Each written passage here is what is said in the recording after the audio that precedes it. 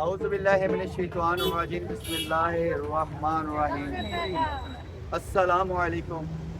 दरूद व सलाम मोहम्मद व आले मोहम्मद पर। नजरे झुकाकर, सर झुकाकर, खंदाए पेशानी झुकाकर अल्लाह सुब्हाना ताला कबूल व मंजूर फरमाए। अल्लाहुम्मा सल्लि अला मोहम्मद व आले मोहम्मद। जैसा कि आपको इल्म है, एक अरसे दराज से मैं काविश कर रहा था। वो काविश अल्लाह रब्बुल इज़्ज़त ने 13 रजब वाले दिन मेरी पूरी करी। तो बिन मांगे वो हस्ती देती है, वो कायनात का खालिक और मालिक है। मैं इस काबिल नहीं हूँ जिस काबिल उस सोने ने बना दिया। तो आज आपको अपने ऐलान के मुताबिक, अपनी प्रॉमिस के मुताबिक आपको 800 रुपये किलो से लेके 2500 रुपये किलो तक का माल मिलेगा और बंद माल मिलेगा। और मर्ज़ी का, अगर आप जो दिल करे मर्ज़ी का माल निकाले वो भी मिलेगा। अगर उसमें कोई किसी चीज़ में कंप्लेन हो तो वो भी हम लेने के लिए वापस तैयार हैं, क्योंकि असल सुन्नत यही है किसी की पेन दूर करना, तो हम वो भी करेंगे। तो अल्लाह रब्बुल इज़्ज़त जो बीमार हैं उनको शफ़ाए कामिला नसीब ता फरमाए, और जो बे औलाद हैं उनको नेक और सालिया औलाद ता फरमाए, और जो बेराज़गार हैं उनको रिज़्क़े हलाल अता फरमाए। हाजी यार मोहम्मद साहब हैं, ये अनीस साहब हैं, गिल साहब हैं, मौसद गिल साहब हैं। ये मेरे वो भाई हैं जिन्होंने मेरे उस वक़्त पे मेरा साथ दिया। तो मैं बिल्कुल नकार था, मेहनत करता था, इन्होंने मेरा साथ दिया। तो ये मेरे बड़े भाई हैं, हाजी यार मोहम्मद सेठ हैं। ये सेठ तो ये बड़े भाई, ये हमारे गिल साहब हैं, ये सरबीर सिंह साहब हैं, ये साढ़े सिद्धू साहब है। तो सारे ये साढ़े ਜਿਹੜੇ ਨੇ ਸਾਡੀ ਸਿਰਫ ਬੁਲਾਉਣ ਵਾਸਤੇ ਨੇ।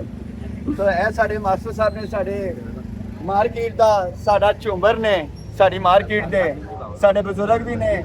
ਸਾਨੂੰ ਕੋਈ ਦੁੱਖ ਤਕਲੀਫ ਹੋਵੇ ਤੇ ਅਸੀਂ ਇਹਨਾਂ ਦੇ ਗੋਡਿਆਂ ਨੂੰ ਜਾ ਕੇ ਲੱਗ ਜਾਂਦੇ ਹਾਂ। सर काशिफ आओ ना। तो ऐसे ही ये सारे भाई हैं, हमारे बुजुर्ग हैं, और आपकी नेक तमन्ना और आपकी दुआओं से ये सब कुछ है। तो क्या बेटा, ये हैं सारे काशिफ हमारे, और ये है सर इमरान हमारे। ये भी हमारे सेठ हैं, कंटेनर आते हैं इनके पास भी। हाजी यार मोहम्मद साहब तो शख्सियत ऐसी है कि मुतारफ के जो मुताज नहीं। बेटा लेके आइएगा हाथ हाजी साहब। हाजी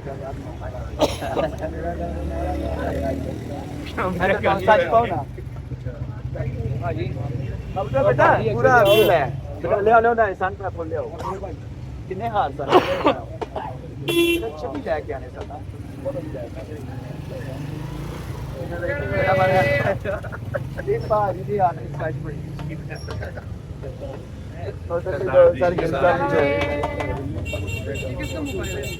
सर साहेब सारा तारफ जो है, ये हमारी मार्केट के साहेब एडवोकेट फ्रॉम हाई कोर्ट। तो ये भी हमारी इस पूरी मार्केट के झूमर हैं, और इन्हीं की दुआओं से और इन्हीं की काविशों से हमें कभी भी कोई पेन हो। अनीक सोल साहब हमारे सर पे शफकत का हाथ रखते हैं। वकील साहब हैं, वकील ज़हेब साहब, ये भाई भी हैं। वैसे ये मुझे कहते हैं आप बड़े भाई हैं, तो मैं कहता हूँ ये मेरे बड़े भाई हैं, क्योंकि मैं अदब का दायरा कभी नहीं छोड़ा। तो अल्लाह सुब्हानहू तआला इनको कामयाबियाँ दे और ऐसे ही हमसे मोहब्बतें बांटते रहें।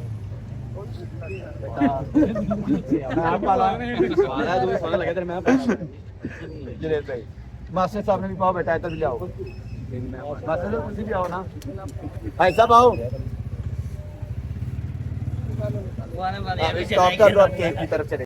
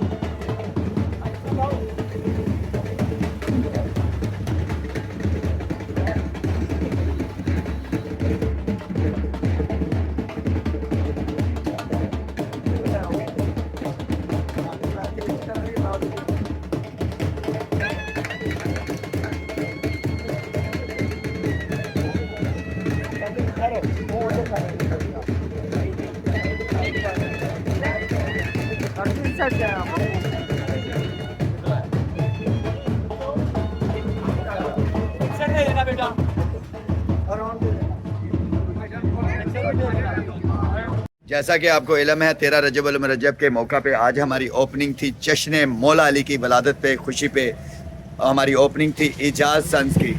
और उसके बाद हमने इंशाअल्लाह आपको बहुत बड़ी खुशखबरी देने जा रहे हैं। अब ऑनलाइन भी हम आपको डिलीवर किया करेंगे।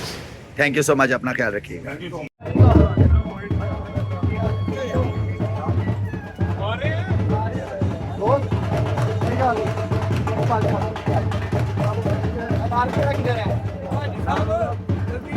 हमजा भाई नाम बता दे।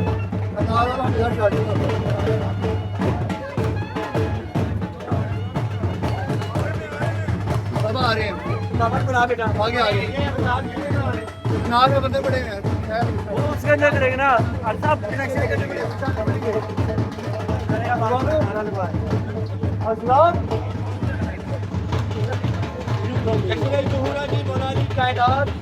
सबको मुबारक हो।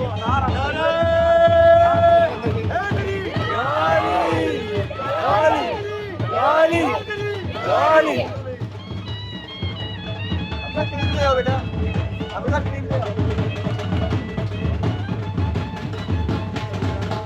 क्या बोलेंगे क्या हो?